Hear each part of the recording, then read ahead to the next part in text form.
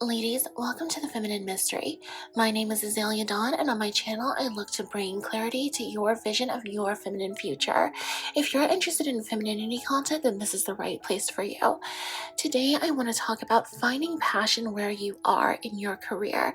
I think one of the things that we really, one of the ideas in which we're really steered wrong as women is that we're often looking to chase passion with our careers. And this kind of leads to a little bit of like job hopping, in my opinion. We're going gig to gig to gig, not really building up any sort of career capital, any sort of identity capital in our careers, I should say, because we're constantly looking for the thing that's going to feel like passion in our work. We're looking and we're like, oh, is this it? No. Okay, on to the next thing. Is this it? No. And that can really work against us in the long term because you can arrive at a destination where maybe you're entering your 30s and you still don't know what you want to do. You still don't have anything that's gotten off the ground because you just haven't stuck with anything long enough to really know, right? To really see if passion is going to meet you at your destination. Now, what I want to talk about in this video is how you can find passion where you are and how you can let that passion really encourage you to stick with things a little longer and really start to see those fruits, right, come to fruition in your life. So if that message interests you, then stick around and let's get into it. Now, my first bit of advice here is to focus on what your job can do for you. I think that a lot of times as women, we are kind of like coached into this idea of contributing to society, to giving back, to, reaching down and like lifting other people up with you. But you don't really stop to think about what something is actually doing for you, what is good for you in the current position where you are. You're constantly looking to give to other people to find out like what your contribution to the world is going to be. But you don't even have, contributions to yourself lined up. You're trying to pour into other people from a cup that is probably nearly empty. And this is just going to lead you to a lot of burnout, to constantly feeling exhausted, to feeling like you're behind other people, to feeling like you are maybe like a bit lost and aimless because you're constantly trying to find opportunities to give and give and give. But first, you need to focus on giving to yourself, on what you can do to benefit from your current situation, on what your job can do for you. So one of the things that I would really encourage you to think about before you leave a job or before you leave whatever sort of track you're on in life is, what is this doing for you? Can it give you some benefit that you're not able to get somewhere else, right? So for example, if you are currently working a corporate job, but you're feeling like, oh, okay, this isn't my passion, I want to switch and find something new, is there a way that you can start to build identity capital for this thing that you might want to pursue next in your current position, right? Like, let's say, for instance, like you're working a corporate job, you're working in HR. Is there a way for you to start, getting into meetings with somebody who works in sales and commercial sales, right? Is there a way for you to just start like attending the meetings on a regular basis? If a position opens up, that might be a bit of a lateral move, which we will touch on next. Is there a way that you can put your name in for that position just so you can start to build up that experience? Are there ways for you where you are to start moving towards where you want to go without making these drastic sudden shifts and cutting off this bridge? Is there a way that you can maybe like think of a string of pearls or like a string of station pearls? Is there a way that you can connect your experiences into a narrative that leads you to where you might want to be in the future using this place where you are right now?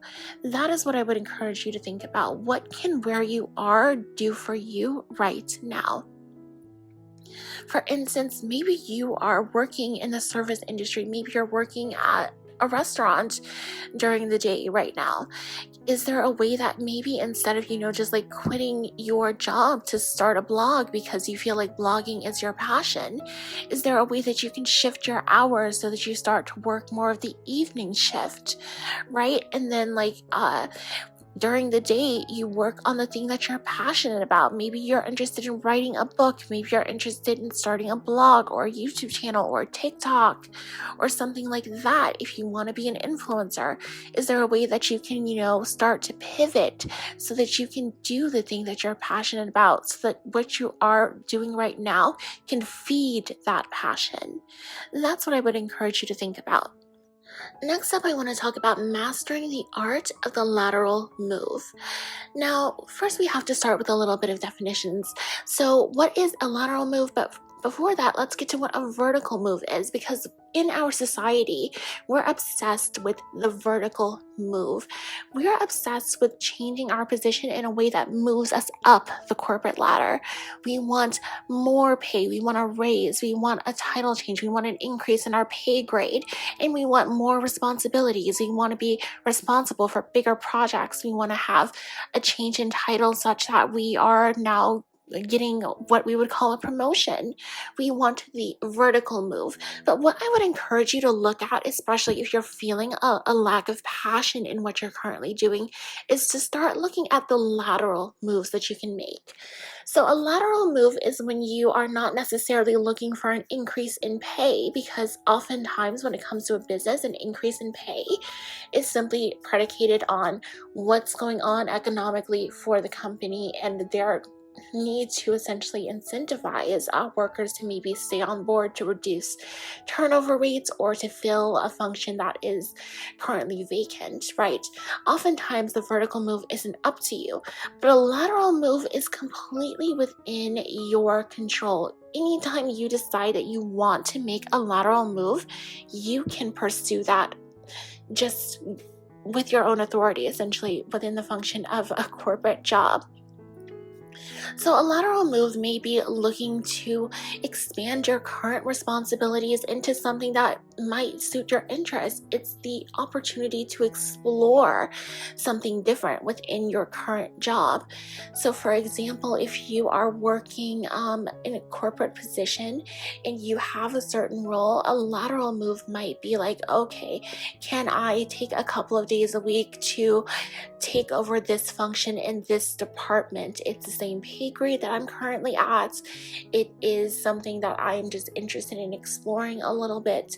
How would that work? Would you be amicable to allowing me to do that with part of my time in this current role or this current position? A lateral move might also be pursuing things that are not monetary, but are going to help you get to the next level, as far as things like tuition credits or getting on a flexible working schedule, right? If, for instance, you're thinking, okay, in order to pursue what I might be passionate about or to go in a direction where I want to build identity capital, what I may need is a tuition credit that will just, get me going back to school at the local community college or at my local state school, something like that, right? Bringing that to your employer. Or for instance, if you just need more flexibility in terms of your work schedule, if you need maybe a couple of days to work remotely so that you are more able to pursue something, a personal project or something that you want to start in the entrepreneurial space, that's just going to require more time where you're not having to spend it commuting to work, just being able to command more of your own time. That's another example of a lateral move that you can make. Things that don't require you to go in and ask for a raise or a promotion or something like that. They just require you to pursue the benefits that may be available to you while staying at the same level or the same position in that regard. A lateral move is always possible, and you want to make sure to be persistent in this regard, because instead of being the person who's asking for a promotion, asking for a raise, maybe this is a decision that has to go up several levels, it's going to the VP, blah, blah, blah, blah, blah. Often a lateral move is going to be something that is at the discretion of your immediate manager, especially if you're working in a corporate job.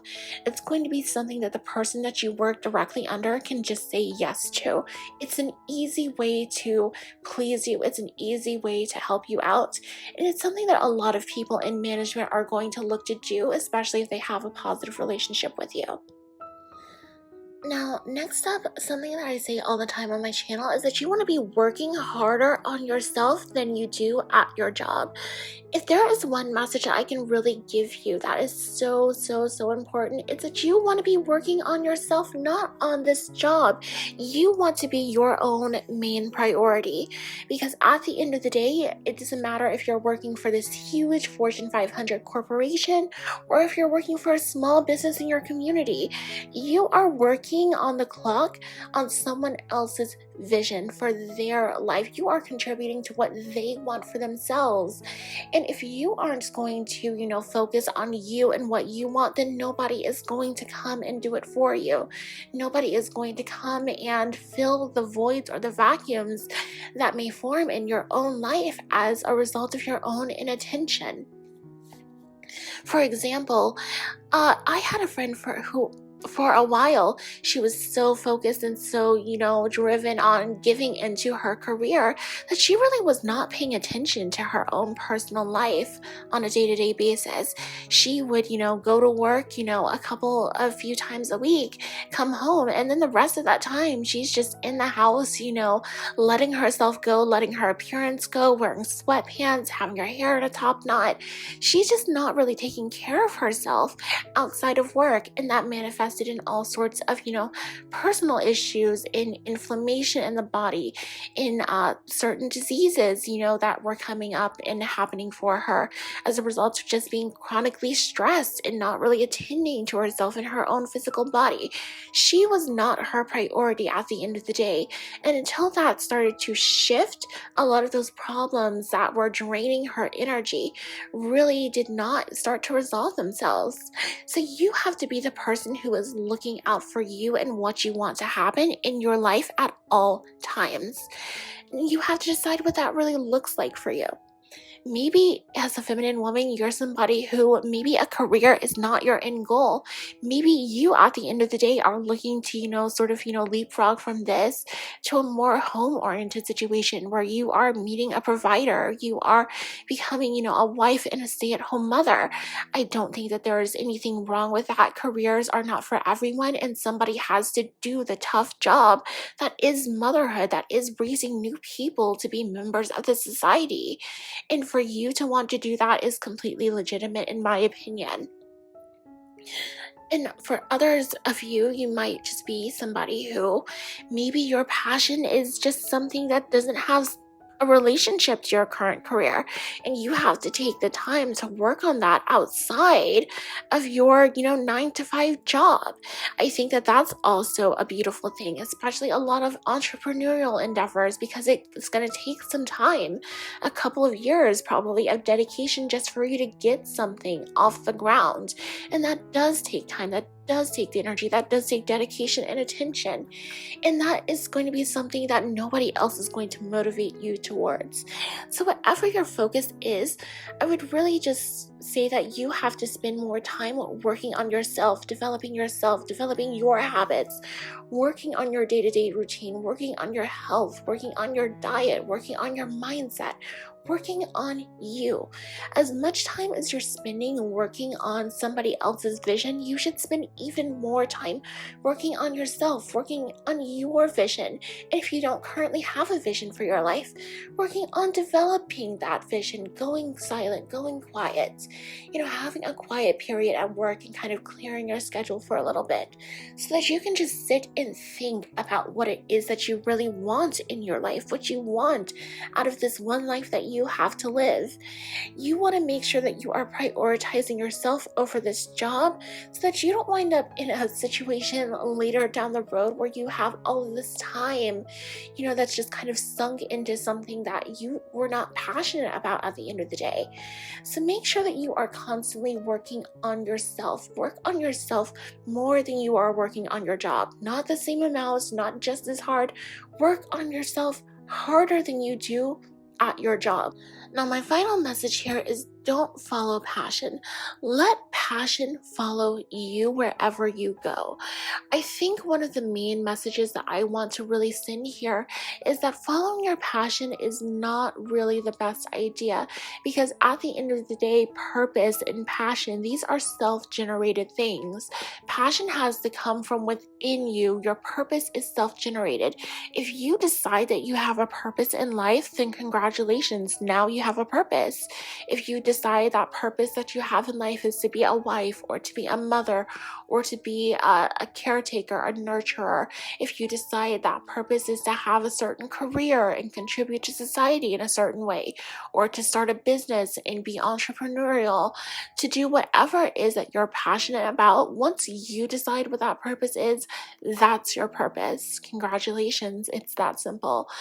And same is there with passion. When you decide that you're passionate, when you decide that you're going to have passion, that's when you find it. And you can't have that passion. You can't just like sit in the passenger seat, like waiting for it to just kind of like pull up beside you. You have to really be the driver. You have to take control of the situation. You have to be passionate and let passion follow you to wherever you go. Passion should be walking behind you, just kind of like holding your hand to wherever you show up in your life. So if you find yourself in a certain position, if you find yourself in a certain job, it's up to you to decide that you're going to be passionate about it, that you're going to get excited about what this can do for you, about the potential that this can unlock in your life, about the direction that you're going in as a whole.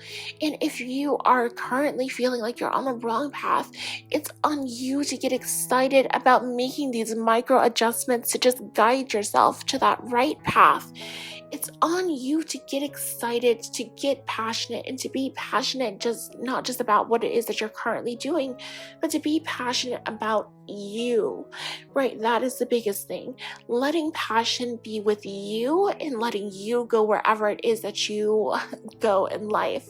Let passion follow you wherever you go. Don't follow passion, let it follow you.